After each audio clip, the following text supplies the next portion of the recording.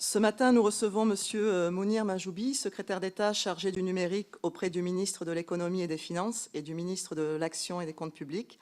Monsieur le ministre, vous avez été président du Conseil national du numérique entre février 2016 et janvier 2017, avant d'être nommé secrétaire d'État chargé du numérique en mai 2017. À ce titre, vous participez à l'élaboration du cadre juridique relatif au numérique, aux technologies d'avenir et aux plateformes, à l'échelle nationale, européenne et internationale. Vous veillez également aux droits et libertés fondamentaux dans le monde numérique. Les travaux de notre commission rejoignent l'actualité la plus récente. Madame Laetitia Avia porte en ce moment une proposition de loi de lutte contre la cyberhaine.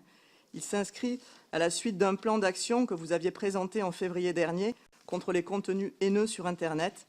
Parmi les mesures annoncées dans la proposition de loi de Madame Avia figure un délai de 24 heures maximum exigé des plateformes pour retirer les contenus illicites, un bouton de signalement unique commun à toutes les plateformes, un alourdissement des sanctions financières pour les utilisateurs délinquants, enfin la facilitation du blocage et des référencements par les fournisseurs d'accès à Internet sur instruction d'un tribunal qui concernera tout particulièrement les sites miroirs. Il est certain que ces mesures s'appliqueront pleinement au contenu de haine diffusé par les groupuscules d'extrême droite. Avec vous, nous allons donc pouvoir échanger sur le cadre juridique actuel relatif au numérique et qui concerne les groupes d'ultra-droite. Nous souhaitons également profiter de votre présence ici pour faire un état des lieux sur la présence et la manière dont sont utilisés les réseaux sociaux par les groupuscules d'extrême droite et les moyens juridiques déjà existants pour y faire face. Afin de démarrer, je vais vous soumettre plusieurs questions liminaires auxquelles vous aurez la possibilité de répondre au cours d'un exposé introductif d'une quinzaine de minutes. Alors, sur la réponse des pouvoirs publics, je voudrais savoir, M. Tristan Mendes France a souligné un défaut de connaissance des nouveaux usages, pratiques et codes numériques de la nouvelle génération d'extrême droite par les pouvoirs publics. Qu'en pensez-vous et comment y remédier? Quels sont, selon vous, les principaux obstacles à la lutte contre les contenus illégaux diffusés et relayés en ligne, en particulier par les groupuscules d'extrême droite? Quelle est la stratégie des pouvoirs publics pour lutter contre la publicité programmatique qui peut financer des plateformes racistes, négationnistes, antisémites, misogynes, etc. Sous la houlette des pouvoirs publics, dans le domaine de la lutte contre le piratage, a été signée une charte dite Follow the Money, frappée au portefeuille, visant à assécher les revenus financiers des sites de piratage. Est-ce qu'une démarche existe en matière de lutte contre les contenus de haine? Je vous laisse la parole.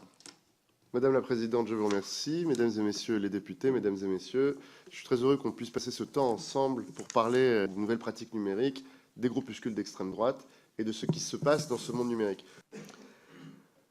Aujourd'hui, les conversations et les volumes de conversations générés par ces sphères rivalisent avec certains médias traditionnels, notamment les médias écrits, mais aussi les médias télévisuels. Et vous avez certaines dynamiques ou certains groupuscules qui peuvent générer des audiences de plusieurs centaines de milliers, voire plusieurs millions, les rapprochant ainsi des médias qui ont eu jusqu'à ce jour, et j'utilise le passé, le plus d'impact sur les Français. Cet écosystème, il est composé de multiples acteurs. Alors on a les grosses marques, les marques de l'extrême droite, les marques de la fachosphère.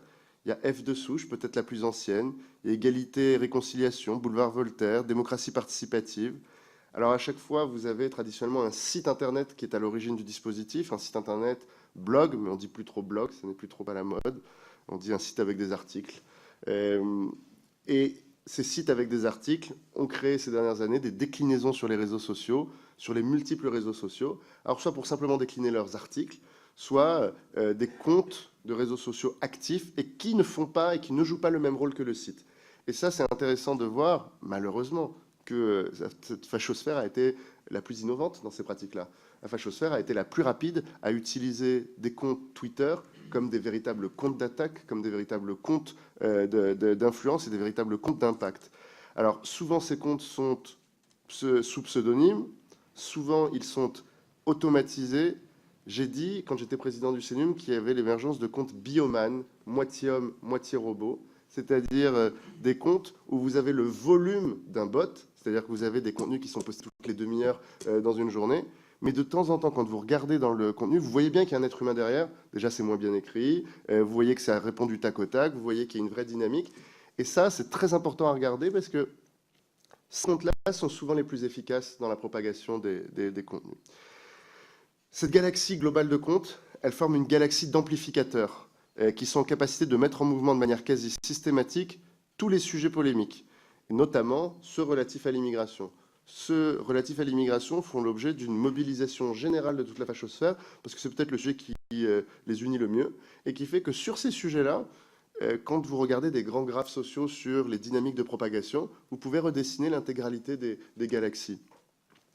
Alors vous avez aussi là les pure players du pure player, c'est-à-dire ceux qui ne sont pas nés d'un blog, qui ne sont pas nés d'un site avec des contenus, qui ne sont pas nés de compte Twitter, et qui sont nés en étant directement des comptes 100% Facebook, soit en démarrant par des groupes, soit en devenant assez rapidement des pages, ou alors des chaînes YouTube sans site affilié. C'est-à-dire que, à la façon des néo-YouTubers des 5 dernières années, ils se sont créés en fédérant une audience, parfois très importante, qui relaie des thèses et des contenus d'extrême droite, mais qui ne déclare pas ou qui ne verbalise pas son affiliation aux théories d'extrême droite. Elle ne fait que les incarner, les verbaliser. Là où, dans les grandes marques que je vous ai évoquées, il y a une fierté à se dire d'extrême droite, il y a une fierté à assumer son héritage profane ou ouais, je ne vais pas trop utiliser leur vocabulaire pour les décrire. Ensuite, vous avez, dans cet écosystème, un autre type de médias qui a émergé ces dernières années, que je mettrai dans cette sphère de la réinfosphère, et qu'il est polémique de considérer comme étant d'extrême droite, mais quand vous voyez qu'à de multiples reprises, ou que de façon permanente, les mêmes thèmes sont repris, vous vous posez la question de comment apposer un adjectif sur ces contenus, et qui partagent massivement leurs contenus qui sont en fait des écritures narratives sur des sujets qui les passionnent. Les immigrés, l'islam, l'antimédia, l'antisystème, l'antigouvernement, tout en leur donnant à chaque fois une caution de crédibilité. Et c'est là où c'est toujours extrêmement intéressant, c'est que ceux qui partagent, et qui sont plutôt issus de la première sphère que j'ai abordée juste avant, ont l'impression de partager un contenu qui hérite d'une plus grande caution de crédibilité, puisque rappelons que ce sont des médias avec des rédactions, avec des journalistes, et qui ne sont pas identifiés par ceux qui partagent leur contenu, notamment en bout de chaîne, comme étant des médias pouvant être manipulés ou téléguidés par un quelconque pouvoir extérieur. Ce qui fait que, et ça c'est très intéressant, quand on analyse les diffusions par certains comptes Twitter influents, mais notamment les moins influents d'entre eux, on peut poser la question, et à plusieurs reprises j'en parle sur les réseaux sociaux, pas uniquement quand j'en suis la cible, avec certains comptes où les personnes postent avec leur compte, avec leur identité traditionnelle, et parfois même des gens de ma circonscription, de l'endroit où j'habite, là où la députée O est députée, et donc je leur écris, je fais mais pourquoi vous avez partagé ça? Il faut mais c'est un média ou c'est pas un média? Et donc ça pose une vraie question, parce que leur tampon de médias valide certaines thèses, valide le droit qu'on se donne de partager massivement certaines informations. Et là, je crois que ça pose des questions. Parce que les fameuses marques dont je vous parlais, F de souche, égalité, réconciliation, Boulevard Voltaire, démocratie participative, quand on partage un contenu de ces marques-là, on assume qu'on fait partie de la bande. Aujourd'hui, cette sphère de l'extrême droite, elle se déploie sur toutes les plateformes sociales, toutes, absolument toutes. D'abord Facebook, avec de nombreux groupes, YouTube, Twitter, Instagram. Mais ça, je pense que d'autres vous en ont parlé, vous en parleront. Ce qui est intéressant, ce sont les nouveaux territoires. Les messageries privées cryptées, Telegram et WhatsApp. Quand il s'agit de groupes de discussion de 5-10 personnes, ce n'est pas une réinvention du réseau social. C'est une pratique traditionnelle. Et avant ça, les fachos utilisaient déjà le téléphone, ils utilisaient aussi les SMS, et ils l'ont fait. Mais par contre, quand ces groupes se transforment en groupes de 1000 personnes, en groupes de 600 personnes, là, on change l'usage. Là, ça devient un vrai groupe de discussion. Là, ça devient un média. Et là, il y a une volonté de diffuser des contenus avec l'objet que derrière, elles puissent sortir de cette boucle et aller à l'extérieur. Et aujourd'hui, c'est vraiment une zone complexe parce qu'il s'agit de messagerie privée, il s'agit de messagerie cryptée, il s'agit de messages échangés à travers ces applications. Mais vous voyez bien que la qualification juridique ne correspond pas véritablement à l'usage. C'est-à-dire qu'on qualifiera à chaque fois les messages envoyés là-dessus de messages protégés par le droit de la correspondance privée. Et en même temps, quand il est envoyé à 1000 personnes, il faut se poser la question de son caractère presque public. Il y a une autre plateforme qui est très importante, très intéressante, que je vous conseille de découvrir, qui est vk.com, qui en russe est Vkontact, qui s'est internationalisé en s'appelant VK, et qui est un réseau social de contact à personne en Russie, où de nombreux, pour vous le dire, hein, tous mes amis russes ont leur compte depuis qu'ils sont au lycée. C'est-à-dire que c'est le jeuxvideo.com, c'est le Facebook. C'est-à-dire que cette plateforme n'est pas en soi d'extrême droite. Elle est une plateforme russe de contenu, de réseau social. Par contre, ce qui est intéressant, c'est que les premiers Français à y avoir créé des communautés, eux, ils sont tous globalement d'extrême droite. Vous avez la très belle communauté d'Alain Soral, avec près de 6000 amis. Vous avez la communauté de M. Boris Lelay, le fameux démocratie participative, avec près de 1500 amis. Vous avez Égalité et Réconciliation, près de 4500. Ces gens font du mal, et énormément de mal.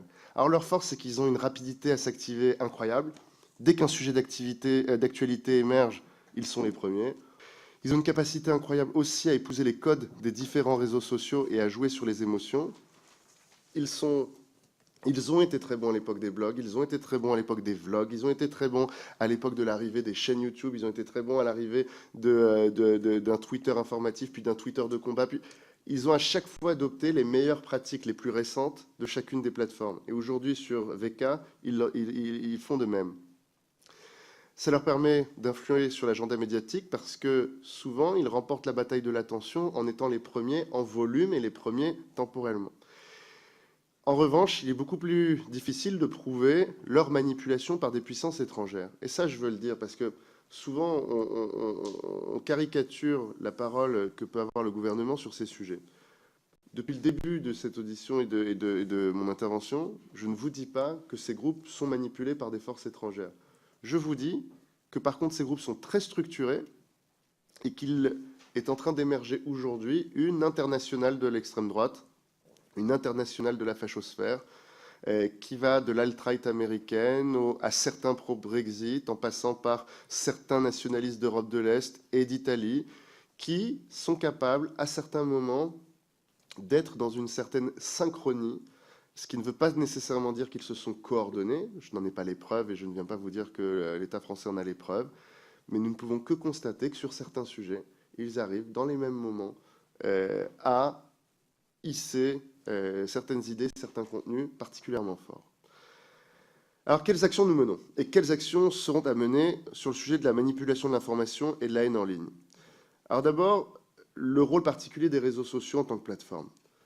Dans les médias classiques, dans les médias intermédiaires, éditorialisés, c'est très simple. On a l'auteur, on a l'éditeur. Il y a l'auteur qui a pensé l'idée, qui a écrit l'idée. Il y a l'éditeur qui a lu cette idée, qui a compris, qui a accepté qu'elle soit éditée sur son contenu et qui le publie.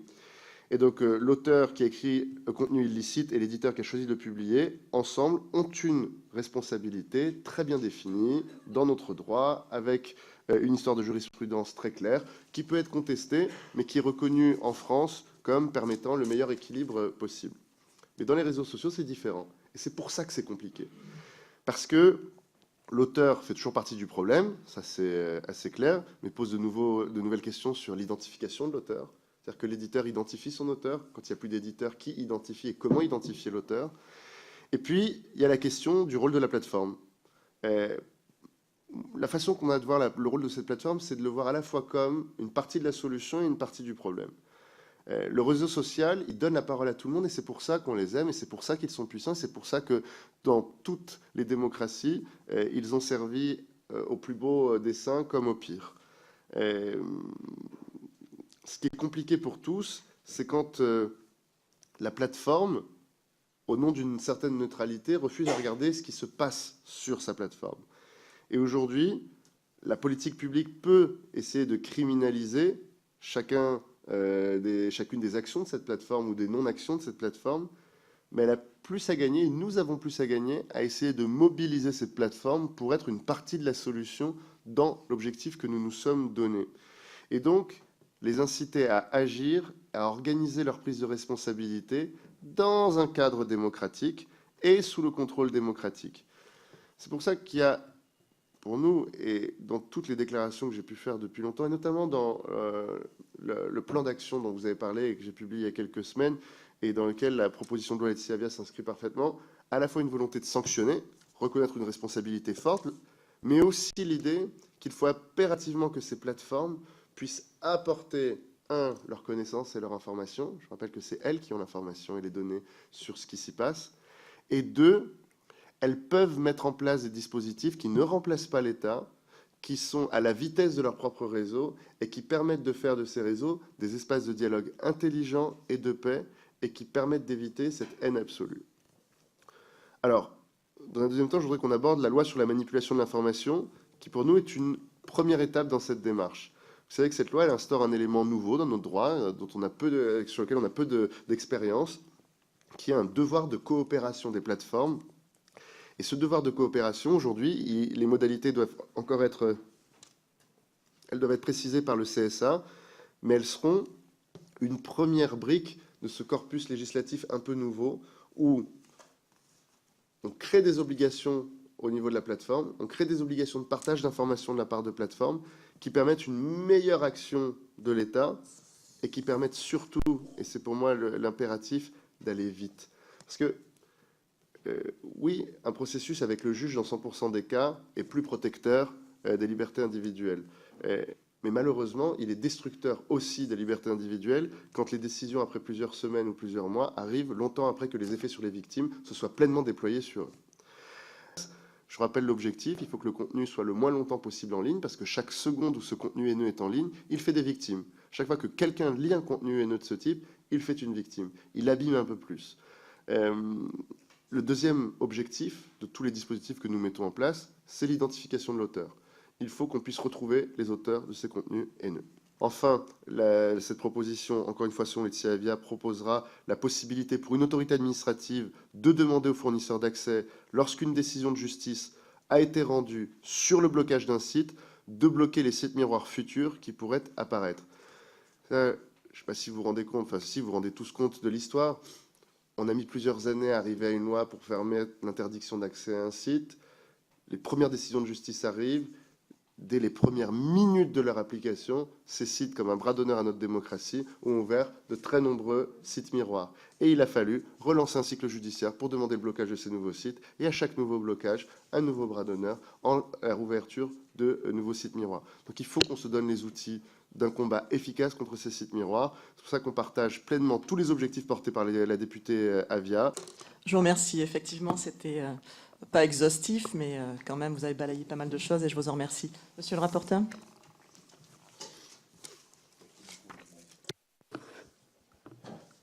Merci Madame la Présidente. Monsieur le Ministre, quelques questions, notamment sur la lutte contre les sites miroirs. Alors, si on parle beaucoup des GAFA, on parle très peu des moteurs de recherche français qui sont actuellement sur la toile. Et je voudrais revenir sur le réseau Quant, puisque le site Démocratie participative a été fermé et Google a mis une politique à ce qu'il n'apparaisse plus en référencement sur Google. Or, lors de la visite de Tristan Mendes France, il nous a demandé de nous livrer un petit exercice qui consistait à aller sur le moteur de recherche Quant, taper démocratie participative, et il se trouve que sur démocratie participative est référencé numéro 1 sur donc comment on peut mettre tout le monde sur le même pied d'égalité en ce qui concerne les moteurs de recherche. J'aimerais savoir si le statut des réseaux sociaux en tant qu'hébergeur doit passer sous un statut d'accélérateur de contenu, parce que aujourd'hui, comme vous le dites, ça va très vite et la communication se fait de plus en plus et de plus en plus massifiée. Et j'aimerais venir aussi sur les financements participatifs, parce que le mode de financement de l'ultra-droite passe par des cagnottes Litchi, pour pas les citer, enfin quelques sites de crowdfunding, mais aussi par le Bitcoin, puisque sur le site Démocratie participative, aujourd'hui, on peut aller donner du Bitcoin. Donc comment on fait évoluer aussi notre surveillance à ce niveau-là et le contrôle financier. Et enfin, je voudrais revenir sur l'OCLC-TIC. Nous sommes allés le visiter la semaine dernière et à ma grande surprise, 25 personnes s'occupent de l'ensemble des contenus des réseaux sociaux. Et si certains GAFA, notamment celui que vous avez cité dans votre propos liminaire, le plan Facebook, traite l'essentiel des demandes en ce qui concerne l'apologie du terrorisme et la pédopornographie, il n'en est pas de même pour les attaques racistes et antisémites, sachant que sur 11 demandes passées en 2018, aucune n'a été traitée par le site que vous avez évoqué tout à l'heure. Voilà pour mes questions, Monsieur le Ministre. Quand il y a eu des contenus fachos, quand il y a eu au début du web des contenus ignobles. Je vous rappelle que les images les plus partagées, les vidéos les plus partagées, c'est des images de morts, des images de trucs dégueux. Tout ce qu'on n'avait pas le droit de partager dans le monde physique, on le partageait dans le monde virtuel. Mais ça concernait personne.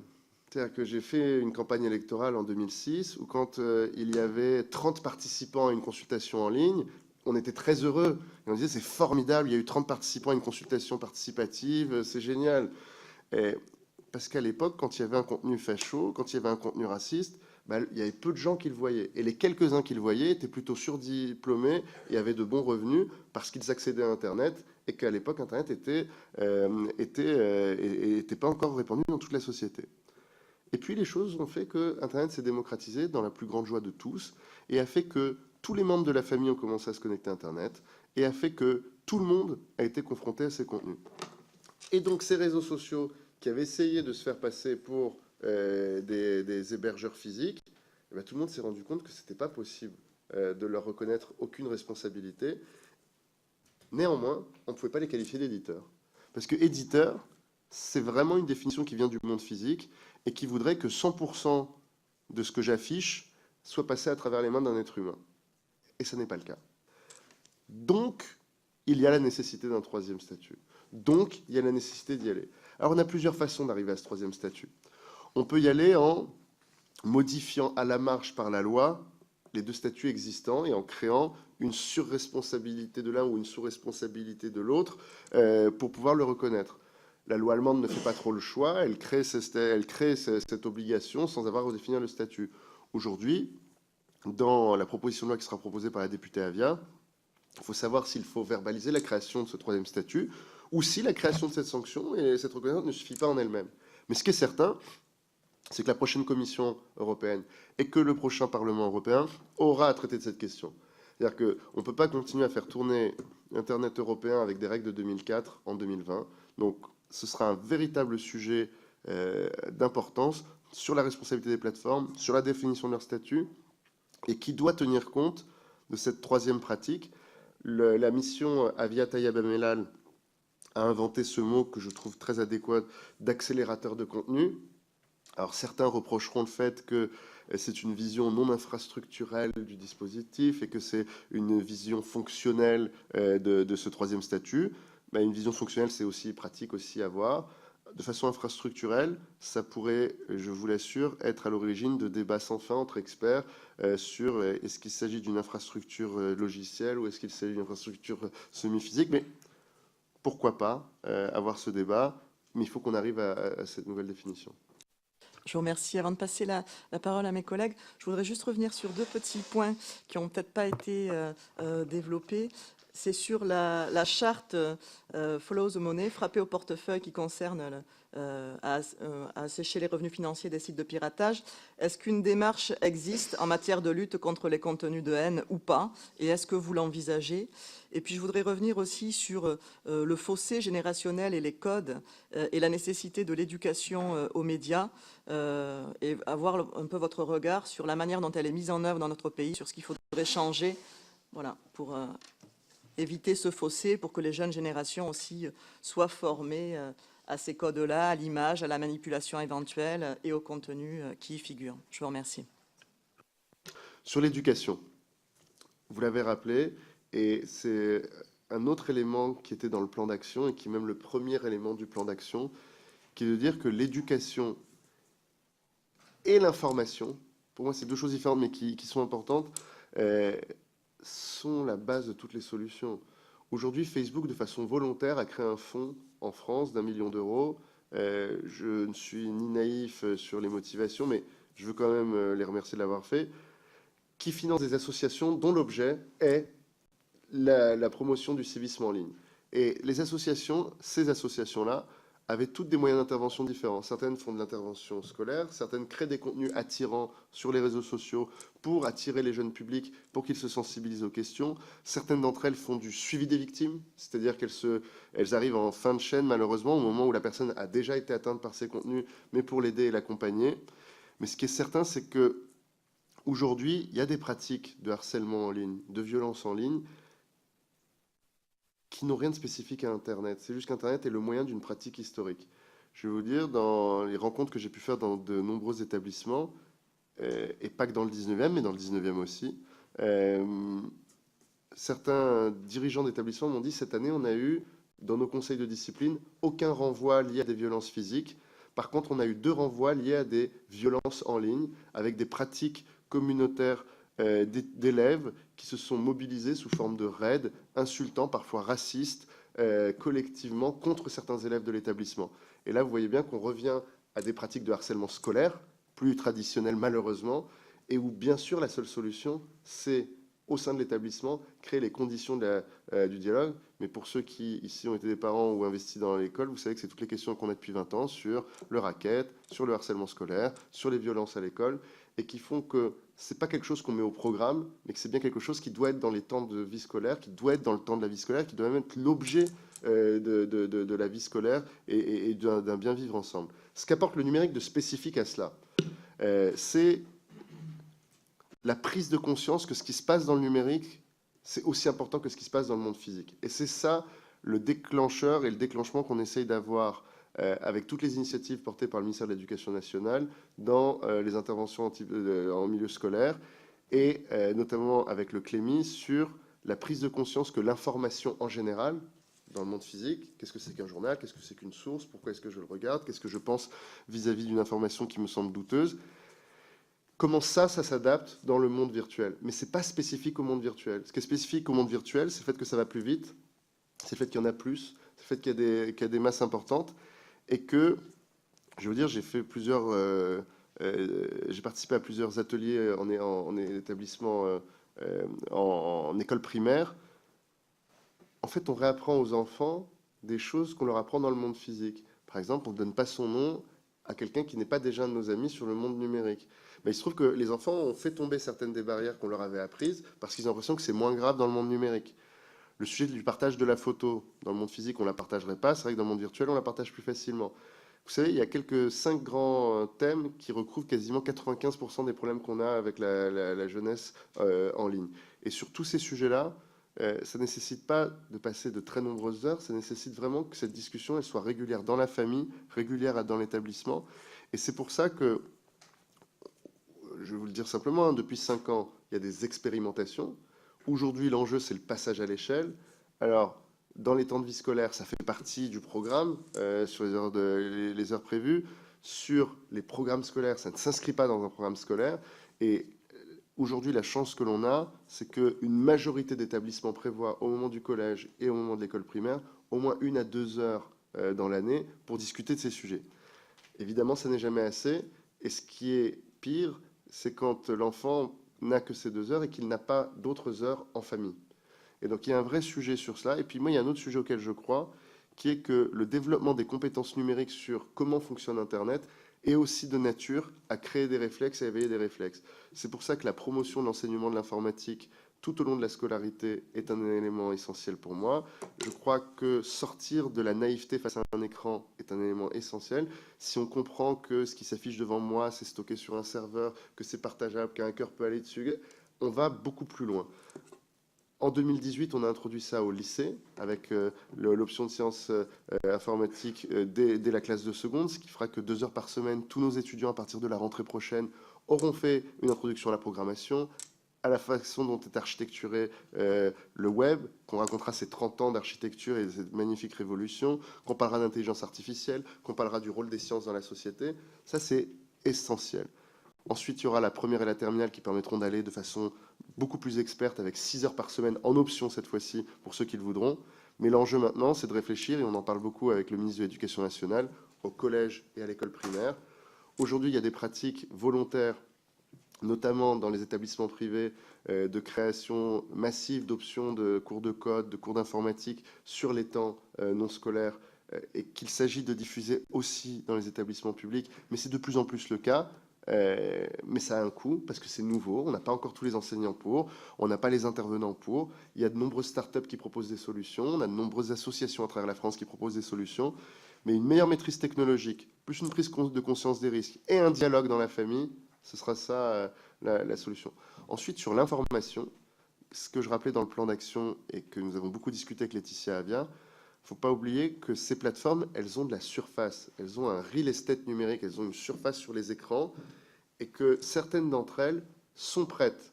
Alors je ne sais pas si ça passera de façon législative, je ne sais pas si ça passera par une action volontaire des plateformes, mais moi je crois que sur leur espace, si elles ont de l'espace pour la publicité, on doit pouvoir arriver à leur demander de mettre en place un espace pour la sensibilisation. On l'a fait pour les données privées. Aujourd'hui, vous voyez bien que vous avez un écran qui s'affiche. Alors, ce n'est pas le plus agréable pour l'expérience utilisateur, il faut se le dire. Mais sur les comportements à risque, sur les contenus violents et sur le harcèlement, vous êtes peu sensibilisé dans votre expérience de consommateur. Il n'y a pas un moment, une bannière qui vous dit « c'est pas bien ». Encore une fois, Facebook, sur sa lutte pour le civisme en ligne, propose des choses. Je ne les ai pas encore vues. Ils ont proposé de l'argent pour les associations, c'est une bonne chose. Imaginez si tous les acteurs le font, et imaginez s'ils le font durablement et à hauteur de leur véritable activité économique dans le pays, ça pourrait avoir de l'impact. Je vous remercie.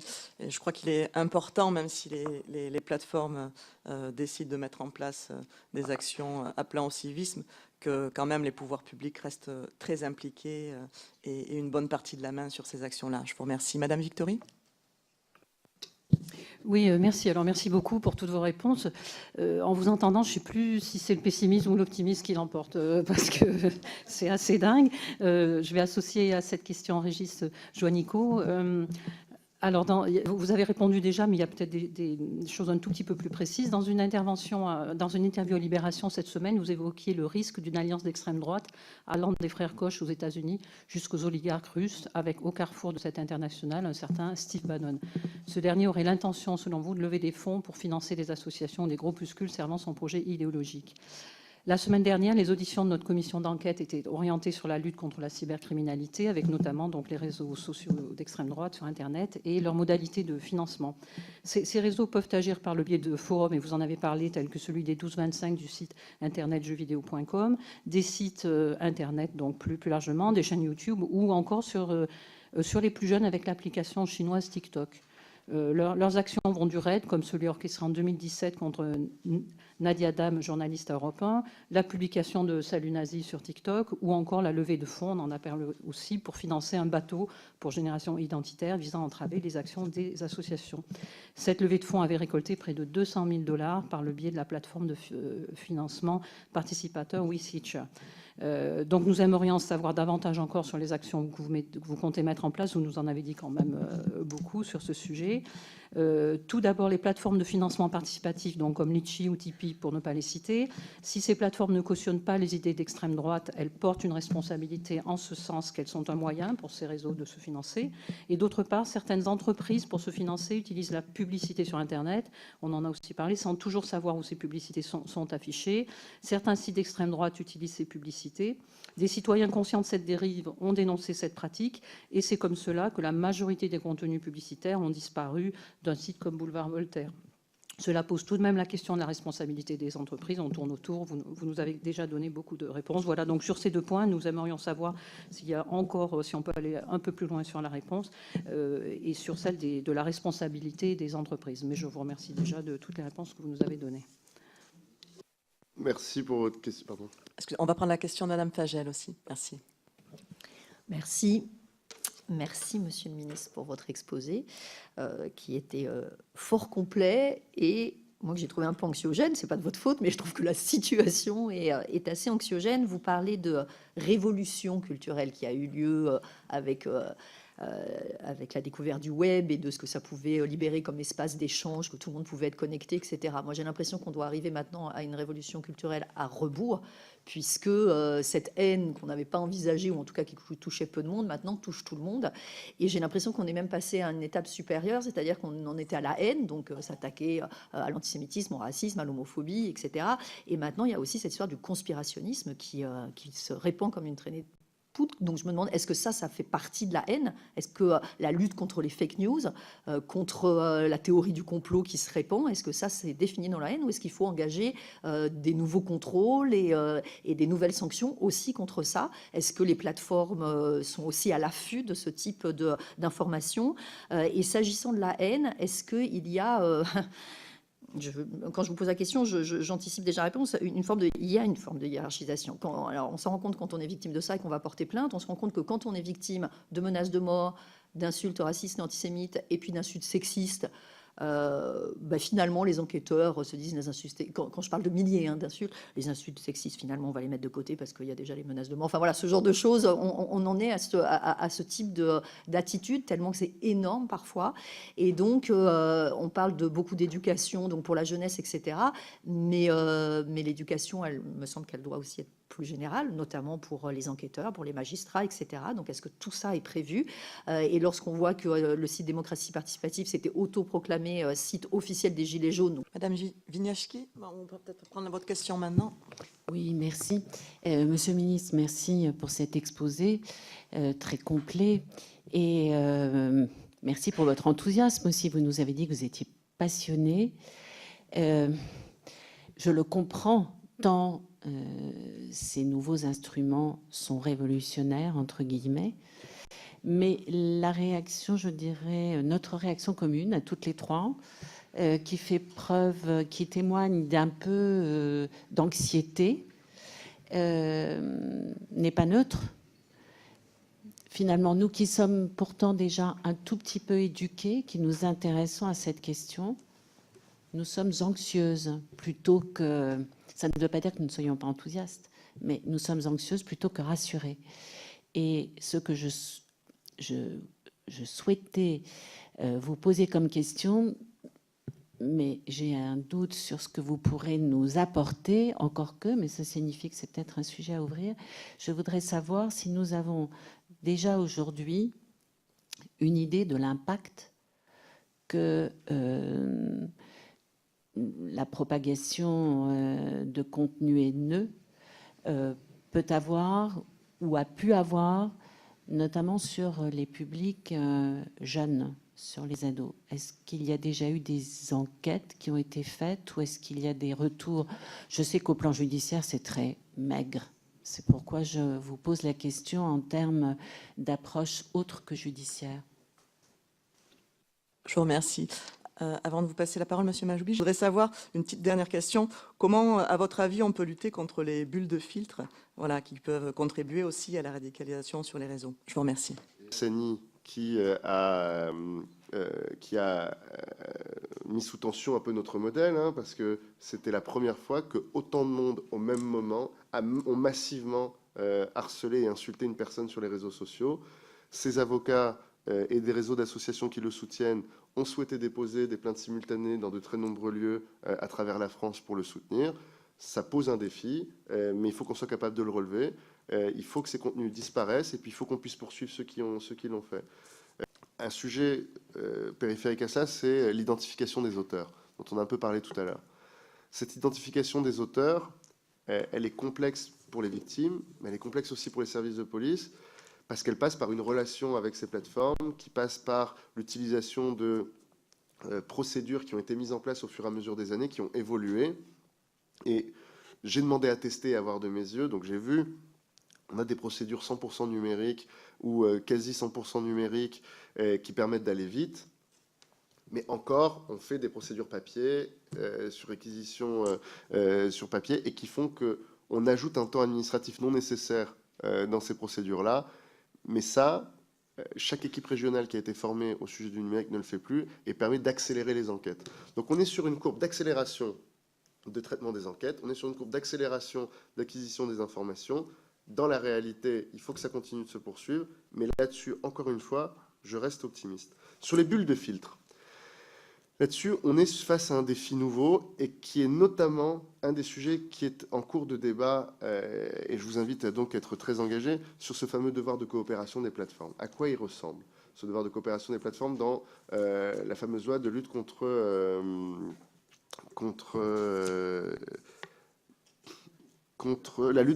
la désinformation, non, la manipulation de l'information.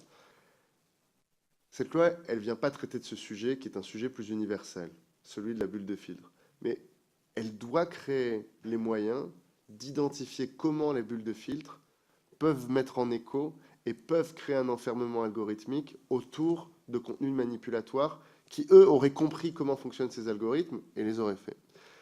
À l'époque de ma présidence du Conseil national du numérique, on avait théorisé, mais donc c'était des travaux théoriques, ce n'était pas des travaux pratiques, le sujet global, qui maintenant devient un sujet politique, mais qui est émergent, de la loyauté des algorithmes et de la transparence des algorithmes. Aujourd'hui, vous savez que dans le droit français, j'ai eu à le rappeler dans cette maison l'année dernière, au moment de la transposition, dans le moment de l'adaptation du droit français pour RGPD, pour l'exécution du règlement général de la protection des données dans le droit français, de l'utilisation des algorithmes par l'administration dans le cadre des décisions. Nous avons fait le choix, et on l'avons rappelé, que l'administration n'utilise pas d'algorithmes non explicables pour les prises de décision. C'est-à-dire que nous ne sont pas des algorithmes nouvelle génération, auto-apprenants, parce que ceux-là ne sont pas aujourd'hui techniquement auditables, ne sont pas techniquement transparents, et donc on se refuse à les utiliser. Et le Parlement a émis de très nombreuses retenues sur ce sujet en disant qu'il souhaitait être informé régulièrement des recherches qui étaient menées sur ce sujet. Ensemble, il faut qu'on continue d'avancer sur ce sujet de la loyauté des plateformes, de la transparence des algorithmes. On a une prise en compte et une prise de conscience de la nécessité de politiser ce débat. Politiser au sens noble, hein, d'amener en politique ce sujet. Oui, je vous remercie et je vous confirme que le mot politique n'est pas un gros mot. Ah ben je vous le confirme très bien aussi. Je vous remercie. Il y a des actions et il y a surtout beaucoup de réflexions sur le sujet parce que, je vais vous dire assez simplement, quand le complotisme, en fait, il est favorisé par la promotion d'idées venues de l'étranger, avec la volonté de renverser l'État, de brouiller l'État. On sait se structurer, parce qu'il y a un ennemi identifié, il y a quelqu'un qui essaye de déstabiliser notre démocratie. Merci beaucoup. Je vous remercie à tout le monde. Au revoir.